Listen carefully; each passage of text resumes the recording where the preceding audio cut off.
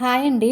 ఒక sister hemming పట్టి భుజాలు జారకుండా, అదేవిధంగా కొంచెం నీట్ పట్టి వచ్చేలాగా ఏదైనా టిప్స్ చెప్తూ వీడియో పోస్ట్ చేయండి అక్క అన్నారు. సో అదే టైంలో నేను బ్లౌజ్ కూడా స్టిచ్ చేస్తున్నానండి. భుజాలు జారకుండా ఉండాలంటే హెమ్మింగ్ వేసినా, పైపింగ్ వేసినా కూడా నెక్ దగ్గర ఈక్వల్గా ఉండి ఇలా స్ట్రైట్గా కుట్టు వేసిన తర్వాత రెండో కుట్టు వేసేటప్పుడు నెక్ దగ్గర ఒక 2 గీతలంతా స్లోప్ ఇస్తూ షోల్డర్లో కలిపేసుకున్నారనుకోండి, భుజాలు మాత్రమే జారటం కాకుండా ఇంకా ఉబ్బెత్తుగా రాదనమాట. పైకి ఎత్తినట్టు ఉబ్బెత్తుగా వస్తుంది కదా, అలా కూడా రాదు. ఫస్ట్ చూడండి, ఇలా స్ట్రైట్గా లైన్ వేసేసేయండి. లైన్ వేసిన తర్వాత మళ్ళీ నెక్ వైపుకి లైట్గా స్లోప్ ఇవ్వండి. ఇలా నెక్ వైపుకి లైట్గా స్లోప్ ఇచ్చేసామనుకోండి సరిపోతుంది, అంతే. ఇప్పుడు హెమ్మింగ్ పట్టి అంటే ఖచ్చితంగా క్రాస్గా ఉన్న క్లాత్ అనేది తీసుకోవాలి. అది కూడా లైనింగ్ క్లాత్ తీసుకోవాలి. పైపింగ్ క్లాత్ అయితే లైనింగ్ క్లాత్ తీసుకోకూడదు. సో క్రాస్గా ఉన్న క్లాత్ని తీసేసుకుని 1.5 1.15 అలా తీసుకుంటే సరిపోతుందండి. 1.5 1.15 అనమాట. నేనైతే 1.5 ఇంచులు అయితే తీసుకున్న, దగ్గర క్లాత్ ఉంది, లైనింగ్ క్లాత్. ఇలా క్రాస్గా ఉండాలన్నమాట. క్రాస్గా ఉండేటట్టు మాత్రమే చూసుకోండి, లేదంటే మాత్రం మనకి షేప్ రాదనమాట పర్ఫెక్ట్గా. ఇలా క్రాస్గా ఉండేటట్టు తీసుకుని ఇలా నీట్గా ఒక పీస్లో క్రాసు, ఇంకో పీస్లో ఉన్న క్రాస్ని ఆపోజిట్లో పెట్టేసుకుని స్టిచ్ వేసేసుకోండి. ఒక పీస్లో ఉన్న క్రాసు, ఇంకో పీస్లో ఉన్న క్రాస్ని ఆపోజిట్లో పెట్టుకుని స్టిచ్ అనేది వేసేసుకోవాలి. నేను తీసుకుంటున్నాను అనమాట, ఒక 2-3 ఎక్స్ట్రా పీస్లే తీసుకుంటున్నాను. అలా తీసుకుంటాం వల్ల మనకి ఏంటంటే బ్లౌజ్ కుట్టేటప్పుడు ఇబ్బంది లేకుండా ఉంటుంది. మళ్ళీ తక్కువైంది అనుకోండి, మళ్ళీ వెనక్కి రావాలి కదా, అలా వెనక్కి వచ్చే పని ఉండదు అనమాట. ఒక పీస్లో క్రాసు, ఇంకో పీస్లో ఉన్న క్రాస్ని ఇలా స్టిచ్ చేసుకుంటూ వెళ్ళిపోండి. చూడండి, ఇలాగా ఇలా నీట్గా కుట్టుకుంటూ వెళ్ళిపోవాలి. తర్వాత ఇంకో పీస్ కూడా అంతే. ఇది ఆపోజిట్లో పెట్టేసుకుని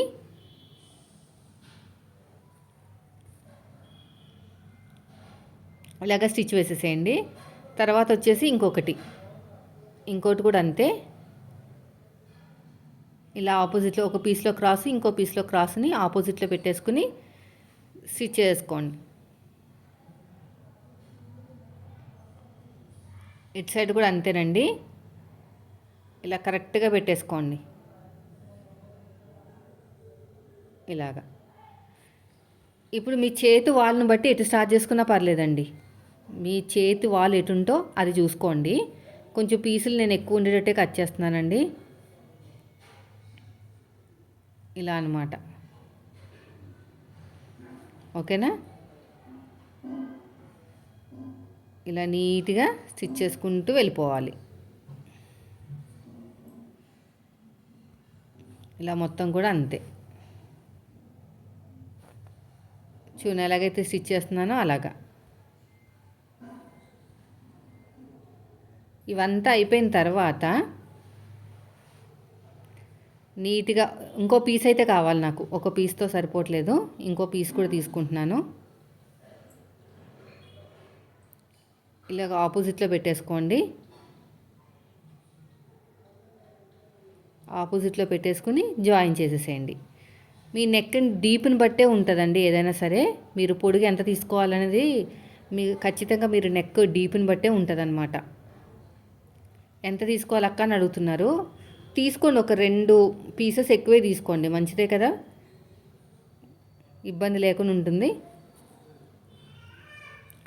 ఇప్పుడు వచ్చేసి ఇలా నీట్గా కట్ చేసుకోండి. కట్ చేసుకున్న తర్వాత నాకైతే ఎడమ చేతి వైపుకి అయితే నాకు చేతి వాళ్ళు ఉంటుందండి, అందుకుని ఎడమ చేతి వైపు పెట్టేసుకుని ఇలాగా స్టార్టింగ్లో చిన్న ఫోల్డింగ్ చేసేసుకుని ఇలాగా రఫ్ ఇచ్చేసాను. ఇలా రఫ్ ఇచ్చేసుకుని పాదం ఇంచు డిఫరెన్స్ తోటి స్టిచ్ చేసుకుంటూ రావాలండి. పాదం ఇంచు డిఫరెన్స్, లేదంటే మీకు పట్టి అనేది సరిగ్గా ఉండదు. పాదం ఇంచు డిఫరెన్స్ ఉండాలి ఖచ్చితంగా. ఇలా నీట్గా కుట్టుకుంటూ వచ్చేసేయండి. ఇలా మొత్తం కూడా అంతే. ఇలా నీట్గా సాగదీయకండి, రౌండ్ తిరిగే చోట సాగదీయకండి, కొంచెం లూజ్గా వదిలేయండి. లూజ్గా వదిలితేనే మీకు ఫినిషింగ్ నీట్గా ఉంటుంది, లేదంటే నీట్గా రాదు. ఇలా మొత్తం కూడా స్టిచ్ చేసుకుంటూ వెళ్ళిపోండి. మళ్ళీ ఇక్కడ రౌండ్ వచ్చిందండి, రౌండ్ తిరిగే చోట కూడా అంతే, సాగదీయకుండా లూజ్గా వదిలేయండి.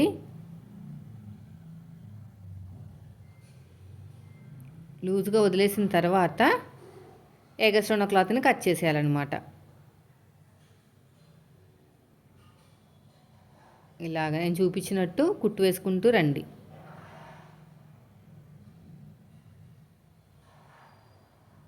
ఇలాగా ఎడ్జ్కి వచ్చేసరికి ఒక పావించు క్లాత్ని వదిలేసుకుని స్టిచ్ వేసేసుకోండి. ఒక పావించు క్లాత్ని వదిలేయండి, ఫోల్డింగ్ చేయడానికి క్లాత్ కావాలి కదా, అందుకునమాట. ఇప్పుడు చూడండి, మనం ఎంతైతే ఖర్చు తీసుకున్నామో అంత ఫోల్డింగ్ చేసుకోవాలి. అంతకంటే ముందు రౌండ్ తిరిగే చోట చిన్న చిన్న టక్స్ పెట్టేసేయండి. ఇలా చక్కగా చిన్న చిన్న టక్స్ పెట్టేసుకుంటే సరిపోతుంది అనమాట. ఇలా నీట్గా టక్స్ అనేది పెట్టేసుకోవాలి. ఇలా ఓపెన్ చేసేసుకొని చిన్న చిన్నగా టక్స్ పెట్టుకుంటూ వెళ్ళిపోండి. ఇలా మొత్తం కూడా అంతే. ఇప్పుడు వచ్చేసి ఇలా ఓపెన్ చేసేసుకుని ఇదంతా కూడా ఇలా నీట్గా ఫోల్డ్ చేసేసేయండి. ఫోల్డ్ చేసేసుకుని రఫ్ ఇచ్చేసేయండి. ఇలా రఫ్ ఇచ్చేసుకుంటూ మంచిగా చక్కగా ఫోల్డింగ్ చేయండి. అప్పుడే మీకు ఫినిషింగ్ అనేది చాలా నీట్గా వస్తుంది. ఇలా ఫోల్డింగ్ చేసుకుని నీట్గా కుట్టుకుంటూ వెళ్ళిపోవాలి.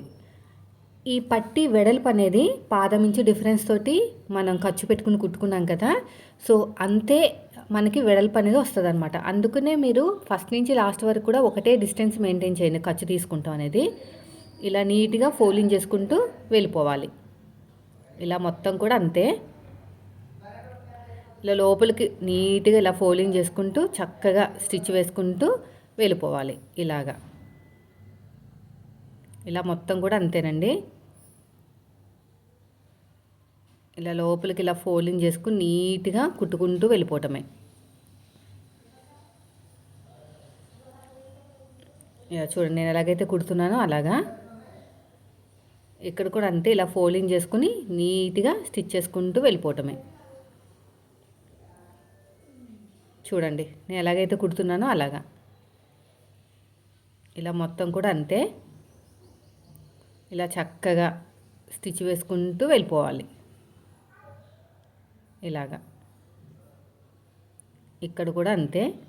ఇప్పుడు ఎడ్జ్కి వచ్చేసరికి చిన్న ఫోల్డింగ్ చేసేసుకోండి. కొంచెం ఖర్చు ఎక్కువ ఉంచుకున్నాం కదా, అది లోపలికి ఫోల్డ్ చేసుకుని ఇలా కుట్టుకుంటూ వెళ్ళిపోవాలి. అర్థమైంది కదండి. ఆ సిస్టర్ అడిగిన డౌట్ ఏంటంటే, అసలు ఇంత మంచి పట్టి రావాలంటే ఎంత వెడల్పుతోటి క్లాత్ తీసుకోవాలి, ఎంత ఖర్చు పెట్టుకోవాలి. వెడల్పు వచ్చేసి 1.5, 1.25, ఖర్చు వచ్చేసి పాదం ఇంచంత. వీడియో నచ్చితే లైక్